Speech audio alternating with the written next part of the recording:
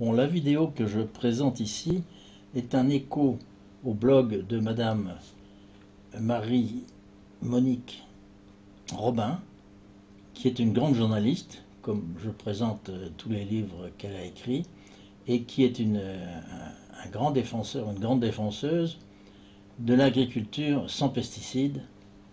On ne peut que s'en réjouir. Elle répond à une critique du journaliste Jean-Baptiste Mallet en défendant Pierre Rabhi. Or, j'essaye de montrer comment, une fois de plus, les anthroposophes ont réussi à tromper quelqu'un de sérieux en faisant croire que leur biodynamie, qui est de la pure magie, est en fait rationnelle. Je n'oublie pas que les intuitions de Steiner ont permis de prendre conscience de l'importance de la vie du sol et qu'elles sont à l'origine de l'agriculture biologique, mais c'est totalement inutile de faire toute cette préparation complexe, soi-disant pour faire entrer dans le sol des puissances cosmiques qui n'existent pas. Je vais essayer, en philosophe, de présenter mes sources et de discuter les arguments qui ont été présentés par Madame Robin. Ces arguments sont de deux ordres. D'une part, que derrière les préparations de la biodynamie, il y a une rationalité physico-chimique, je montrerai qu'il n'en est rien, et qu'il y a également des résultats qui ont été présentés par comparaison avec des cultures classiques. Or, ce n'est pas avec des cultures classiques qu'il faut comparer, c'est avec le même type de culture, mais sans les préparations biodynamiques. Ce type de culture, c'est en fait une bonne culture bio. Or, tous les essais qui ont été faits pour comparer une bonne culture bio avec une culture biodynamique donnent aucune différence entre les deux. Voilà ce qu'il fallait démontrer. Merci de me suivre dans cette petite vidéo qui ne dépassera pas 10 minutes.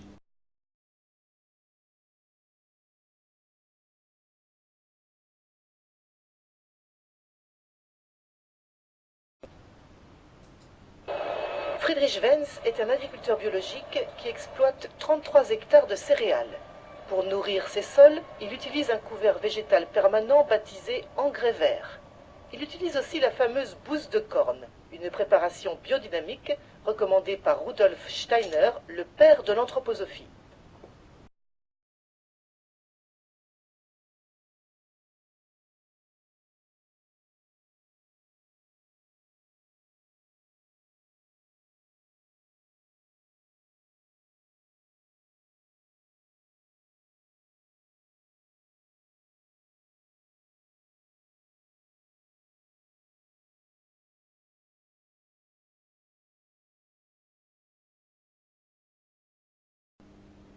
L'expérience à laquelle s'est livré ce paysan allemand est intéressante.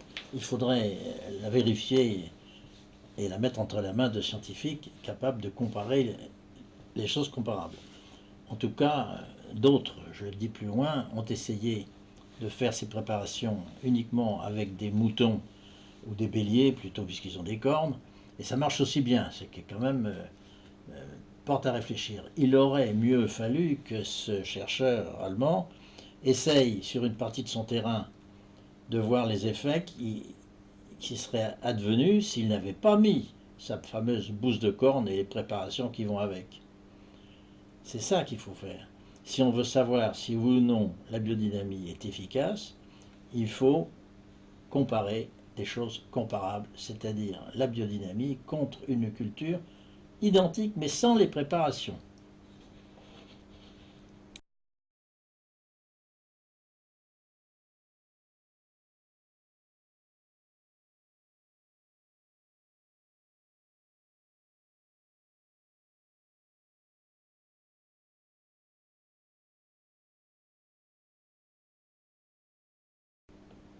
Attention, le mot va être lâché, mais alors c'est de la magie. Mais non, ça n'est pas de la magie.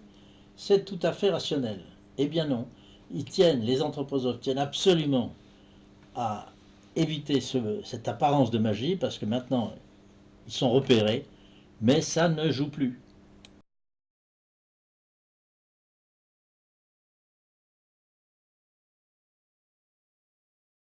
En fait, je vais vous montrer que les choses sont beaucoup plus complexes. On a même réussi, soi-disant, à faire des préparations de ce type avec uniquement des organes de mouton, c'est-à-dire de la corne de bélier sans doute, et du crottin de mouton.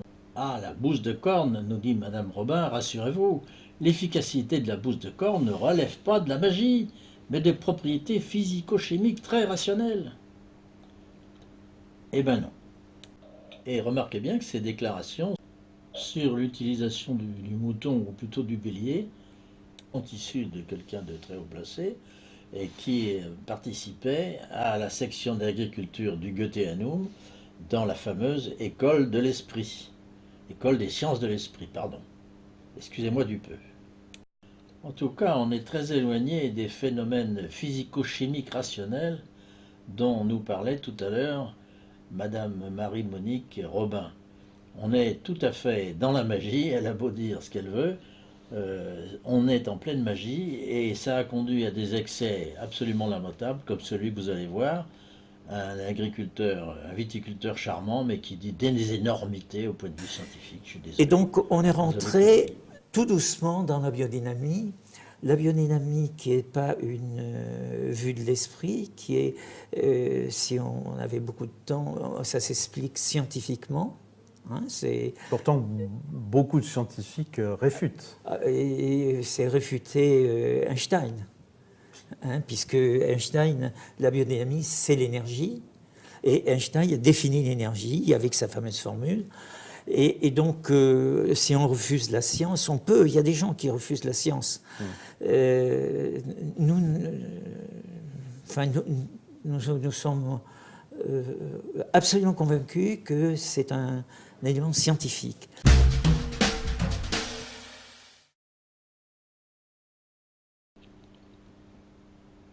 Maintenant, les biodynamistes mettent en avant la grande quantité de micro-organismes, de différents microbes qui se trouvent dans les bouses de cornes et autres combinaisons qui sont mijotées dans des cornes de cerf et autres. En fait, Rudolf Steiner ne porte aucun intérêt aux microbes et aux micro-organismes. Pour lui, c'est uniquement les forces cosmiques qui comptent. Il ne faut pas oublier ça quand même.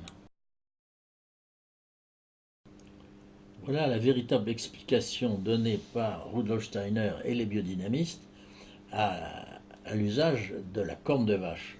La vache, dit-il, ne pense pas.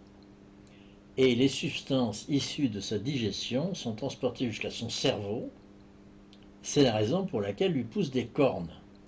Et c'est l'ébauche du moi, le moi de la vache bien sûr, l'ébauche du moi qui est présente dans la fumure et qui va pousser les plantes à agir, à pousser leurs racines dans le sens de la force de gravité. Vous voyez si la chose est complexe. L'origine de la pensée de Steiner, c'est que la vache ne pense pas, qu'elle a donc des cornes et que la digestion lui permet d'agir sur la pousse des racines. Voilà.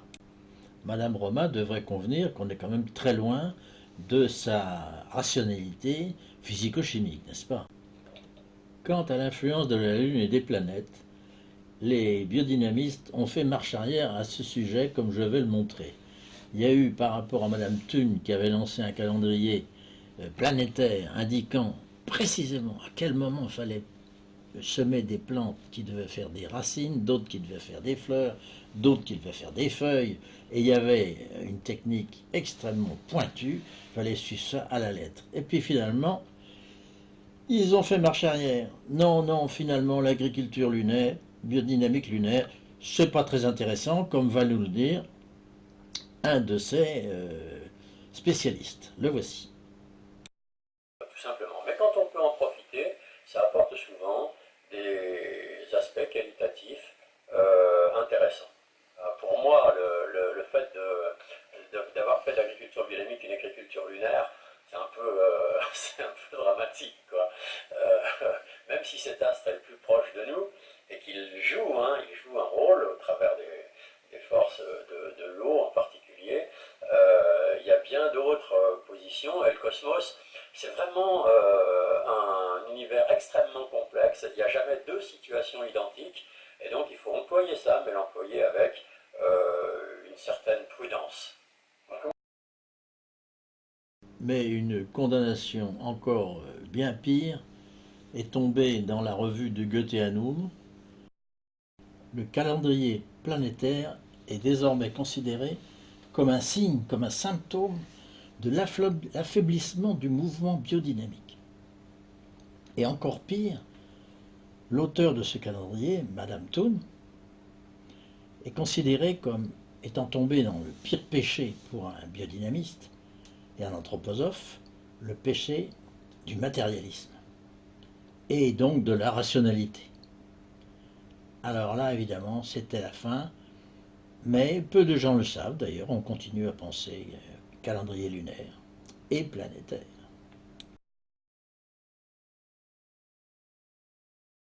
Donc tout ça fait partie d'une gestion qui n'est pas une gestion de sorcier, qui est une gestion de scientifique pur, de science pure, où on a compris que les interactions entre les plantes ou entre les plantes, les insectes, les plantes, donc tout ça fait partie d'une gestion qui n'est pas une gestion de sorcier, qui est une gestion de scientifique pur, de science pure, où on a compris que les interactions entre les plantes ou entre les plantes, les insectes, les plantes, donc tout ça fait partie d'une gestion qui n'est pas une gestion de sorcier, donc tout ça fait partie d'une gestion qui n'est pas une gestion de sorcier, donc tout ça fait partie d'une gestion qui n'est pas une gestion de sorcier. Et pourtant, le mot d'alchimie est en toutes lettres dans un livre qui est paru pour fêter le 90e anniversaire du cours aux agriculteurs de Rudolf Steiner, dans lequel on peut lire que les préparations sont le dévoilement, d'abord au regard d'un petit nombre, puis ensuite de manière publique, d'un principe alchimique de transformation des substances, de transmutation. Voilà, le mot est dit, nous ne sommes pas dans la rationalité.